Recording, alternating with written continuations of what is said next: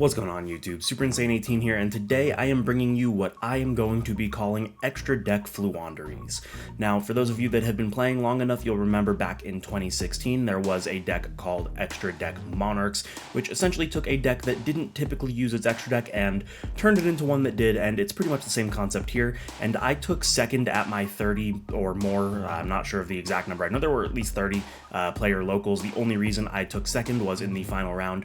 My opponent was up 300 life points in time, so we were the only two undefeateds. He took first, I took second, but let's go ahead and show you the profile because it is really fun. So we're going to start off with the typical Floowandereeze lineup. We obviously have our 3 copies of Robina with our 3 copies of Eaglin. These are the most important of the Floowandereeze monsters. They are your searchers and your main starters, so you definitely need to max out on those. Then we are only playing 1 copy of Stree and 1 copy of Taken. I know that some people want to play 2 Stree because of the banish effect. Honestly, I've been considering playing 2 Taken because lately Taken has been much more of an important monster in my opinion to get the recursion that you need, but I still think 1 and 1 is perfectly fine and acceptable. Then we have 2 copies of Empen. All of this is pretty standard, doesn't really need much explanation. I don't think you should play 1 Empen, I know some people do, but I think 2 is just objectively the better number. And now for the big kicker, the card that lets you turn this into an extra deck usable deck, that is going to be Floowandereeze and Snowl. Now, I've been back and forth on the fence of this card for quite a while, and honestly, I think that the results from this last tournament are going to make me play this a lot moving forward. For those of you that don't know, Snowl is essentially a pseudo Book of Eclipse. It turns all of your opponent's special summoned monsters to face down defense, so it helps you play around them summoning cards in defense to get around the Empen. If you can establish both, which is relatively easy because you'll do Empen on your turn and then you'll do Snowl on theirs, but that is not the important part. The important part is Snowl's other effect, which gives you 3 additional normal summons on your turn, and that effect does not lock you out of the extra deck. So during your opponent's turn, if you establish the Snowl, you return all of your little birds to your hand using their effects when they're banished, and you summon, so they'll be able to return all of them, and then you get to summon 4 times during your turn, and that is how you get enough material on the board to use your extra deck, whether that's link climbing or XYZing or whatever it is. That's how you get enough material on your board in order to be able to use your extra deck without locking yourself out.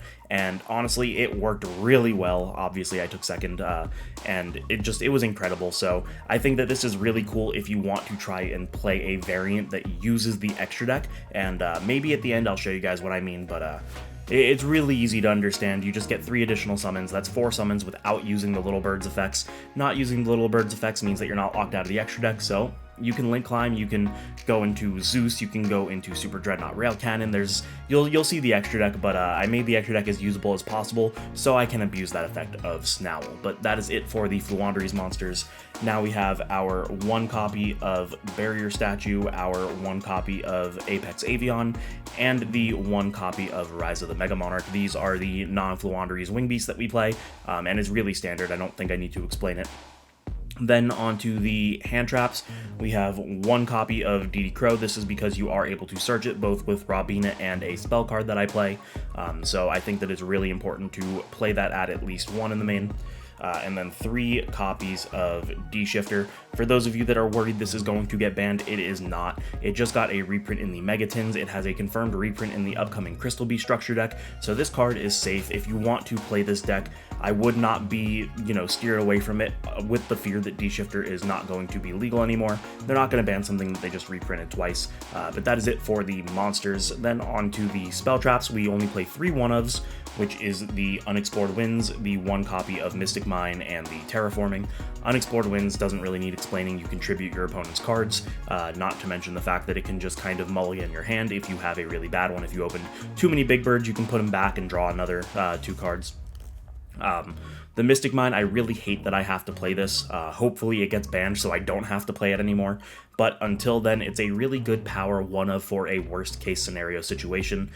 If you are losing, if they have too many things on board that you can't out, the Mystic Mine is unfortunately your way out of it, and you can either be that guy and just sit on it for the whole game, or you just sit on it a couple turns to get your resources and eventually replace it with your own field spell. But that's it for the 1-ofs. Then we have 2 copies of Book of Moon. Not only can this help you dodge certain hand traps by putting your birds face down on something that would target them face up, but it's also just really good interruption if you don't need it to dodge a hand trap. You can use it as an interruption for your opponent to put something they have face down, especially against something like Sprite. If they normal summon a level 2 and they didn't start their turn with starter, it's safe to assume that they probably don't have starter. So if they go like normal summon Swap Frog and you put it face down, they can no longer special any of their sprites because they need a level 2 on board, and face down, you can't determine that it's a level 2, so really incredible card.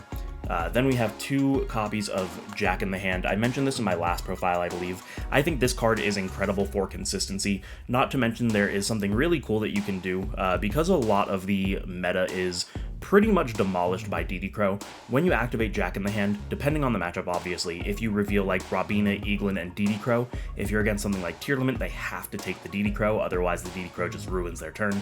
Against Sprite, they probably have to take the DD Crow, otherwise they're not going to be able to establish they're totally awesome.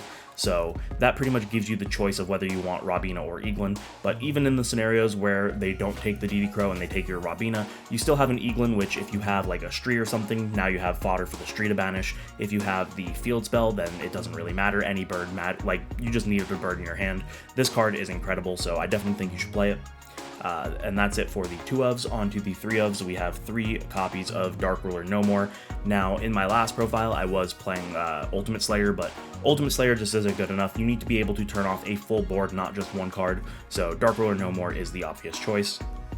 We have 3 copies of Advent of Adventure. This is the most important Flu card because it not only lets you search, it lets you dodge hand traps, and it lets you get ahead by 500 life points in those unfortunate time situations.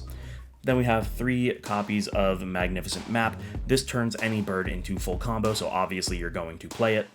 We have 3 copies of Pot of Duality and 3 copies of Pot of Prosperity. These are just the consistency cards, the way that you can ensure that you see your combo in some way, shape, or form. By digging for potentially 9 cards, if you open both, you're pretty much going to see at least one thing that's going to get you in there. And the last card is going to be 1 Dreaming Town. I really kind of want to play more of these, but this is already a 41 card main deck, so I don't really have the room, but having multiple Dreaming Towns and increasing your chance of seeing it in your opening hand is very important, because if you get stopped and you have this in your hand, you can still potentially play on your opponent's turn, so it doesn't really matter if you get stopped if you hard open the Dreaming Town. So it's just one of those things that maybe I will mess with the ratios in the future, but that is the main deck. Like I said, 41 cards. Let's show you guys that extra deck. Alright, now since this is extra deck Floowandereeze, I did make my extra deck as playable as possible, meaning that we have our Zeus package with the Lyrilusk Assembled Nightingale, Downard, and Zeus. This is just a way to clear a board and a very strong thing to have. This can attack directly as well, so like if you're getting really close to time and they have a full established board, if you're able to get into this, you just swing twice and oops, time's called, I'm ahead. Unfortunate way to win, but it is there. Then we have the Super Dreadnought Rail Cannon Gustav Max and the Super Dreadnought Rail Cannon Juggernaut Lieb. This is a OTK combo because you can burn for 2k and then swing for 6k, so depending on what they have, or if you were able to clear their field, or you know, it really just depends, but this is a ton of damage that you can put forward very easily if you have like double Empin or Empin and Snowl, just any 2 10s on board, which is pretty easy to do in this. Then we have our 1 copy of Relinquished Anima. This is for when people don't respect the zones, because you are playing Floowandereeze. You can obviously go ahead and steal something important, so not really much needs to be said. Then we have our 3 Charmers that are playable in the deck. The reason we play the Dark is because we have the Anima, so we will have a Dark to go into. Plus, Dark is really good against Tier Limit and Sprite, so we've got all 3 of these because all 3 of these are relevant typings. The Win is for something like a Baron, so yeah, these also help you link climb into certain things later on in the extra deck as well. Then we have 1 copy of Heartbeat Conductor. This is a really good way to out Mystic Mine, because you can end up linking your board down to just the Heartbeat Conductor and then banishing it off of the Advent of Adventure, putting your monster count to 0, so you'll match your opponents and then mine will get destroyed. Then we have the Nightmare Phoenix. This is just really important for certain floodgates. And then we have the Tri-Brigade Farragut, the Baron Blossom. This helps you link climb even further when you're using the extra deck combos because you can just special summon one of your little birds from hand as well. So it just gives you another material on board on top of the normal summons you already have. Then we have the Celine. This is what the Charmers help you link climb into. Dimension Shifter is a spellcaster, so if you've de-shifted during the game, you can go into the Celine, reborn the Celine, and obviously we're going to use both of those, or reborn the de-shifter, and obviously we're going to use both of those for the Access Code Talker, and this is just a really good way to swing for game. This goes up to 53 with the Celine, Empin is 27, that is 8k, so if you clear the board with the Access Code Talker and swing with both, it's automatic game. And the final card is going to be the Underworld Goddess. Obviously there are some cards that we just can't out, so this is the way that we out it, and that is going to be the extra deck. Alright guys, so there you have it. That is going to be my take on extra deck Floowandereeze. It's funny how just adding a single copy of Snowl can give you so much access to cards that you would normally not be able to play, and I'm very happy with the results, so hopefully you guys enjoyed. If you did, you know the deal. Subscribe, hit the notification bell, like, comment, share with your friends. Maybe consider supporting me on Patreon, because for just $1, you can support the channel in a way that I would never be able to tell you how much I fully appreciate. Thank you guys so much for watching, and I will see you in the next one.